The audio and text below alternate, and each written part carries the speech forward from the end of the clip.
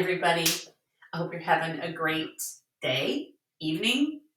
It's, 6:14. Gosh, I guess I need to start dinner. But anyway, I wanted to make this video today because I've just been having so much fun just kind of playing around with this super easy way to use all those pretty paper scraps that we all have, all that paper that we hoard. We got to use it up. And I've got a pretty good, easy little way for you to do that. So let me flip the camera and show you what I've been working on. And that's a little bright, so let's turn it down. Much better. Okay. I have been using some old, some retired Stampin' Up paper. And it was from, it's called Sunshine and Rainbows. And I've had it for a while. It's just full of sunshine and rainbows. And it's super cute paper, but I didn't want to just, I don't know, sell it or give it away. Or I really wanted to use it. So it went, at the time, it went with this stamp set, Rainbow of Happiness. And there were some dies that went with it and things. So I wanted to start using it up. So here are some cards that I made today using that beautiful paper. There's a thank you. And here's a little something to brighten your day. See all that pretty paper? And more of a muted pastels. Hello. Okay, so let me show you real quick how to do this. You're going to start with, depends. If you want to have layers, you'll start with, this is 4 by 5 1/4. This is your standard card size, 5 1/2 by 4 1/4. Okay, but you can just go straight with a piece of basic white that is 4 1/4 by 5 1/2 and just have no layers like I did on this one. You know, it's up to you. These have 2 layers underneath the white piece. You know, it's up to you. I'm going to have 1 layer this time. So you take that and you're going to need your cutter. And I'm going to just use these 3 scraps that I have. And it doesn't really matter as long as they're long enough to, see, like that really is not long enough if I go that way, but it is plenty long if I go this way. Okay, and so are these. I'm going to use these. They're good on both sides. I like them both.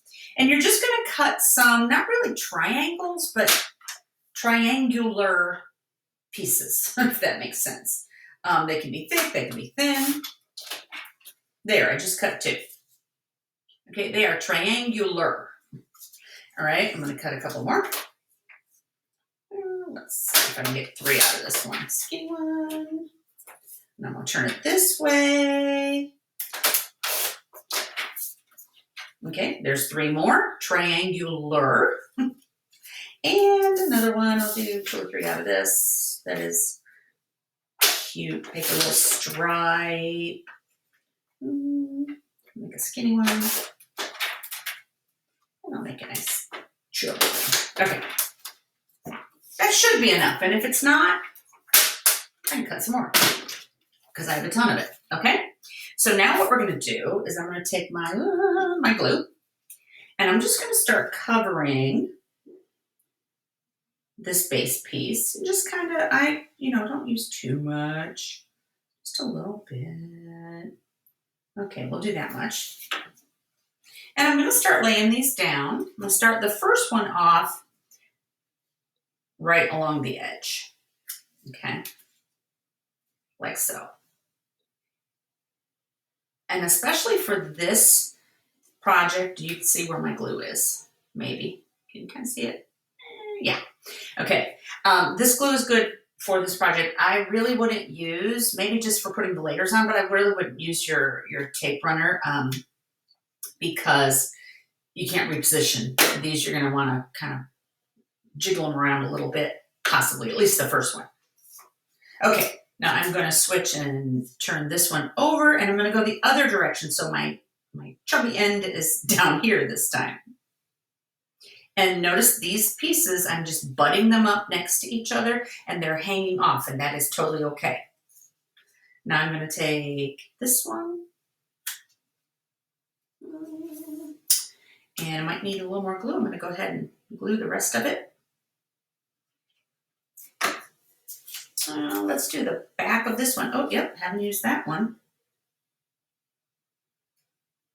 Okay. And we have not used the front of this one. Okay. We have not used the back. Oh, goodness. Of this one. This little pool party is the color. Okay. And I think I'll finish it off. Oh, I'll bookend the ends with this darker one. And I might need one little piece. I've got that little corner. That's okay.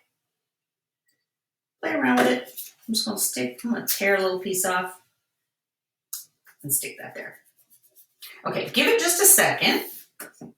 I've already cut my base out of Pool Party, and I already went and stamped. You can, once you make your background, you can do anything. I mean, we'll talk about this one in a minute. This one was a little bit different, but not much. All it needed was this beautiful background and a little sentiment and some bling, and that's it. Okay, so I already stamped in Misty Moonlight. I stamped You Make Me Happy, and I stamped using my stitch rectangles. So I'm going to go ahead and do that while these dry a little bit.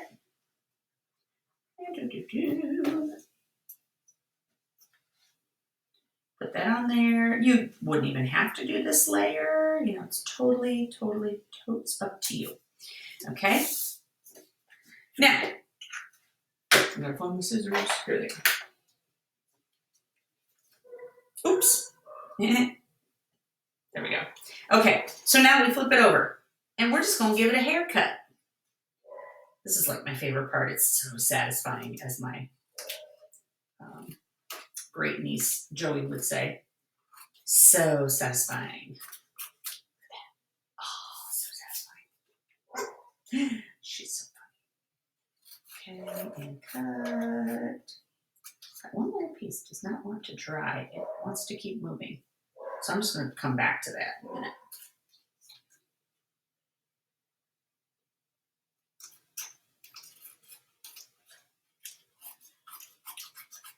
Okay, and let's do this last little stubborn piece. Ta-da! You just made a beautiful background with your scraps. So go ahead and glue that down, or you could pop it up with dimensionals. You know, you can do whatever floats your boat. Okay. And I'm going to put dimensionals on the back of my little sentiment. I'm just going to do 2. Normally I do a few more, but I'm being real quick today. It'll be fine. And I'm going to put this, I don't know, how about over here? That looks good. And then, oops, I kind of moved a little bit, and it's a little crooked, but you know what? That's okay.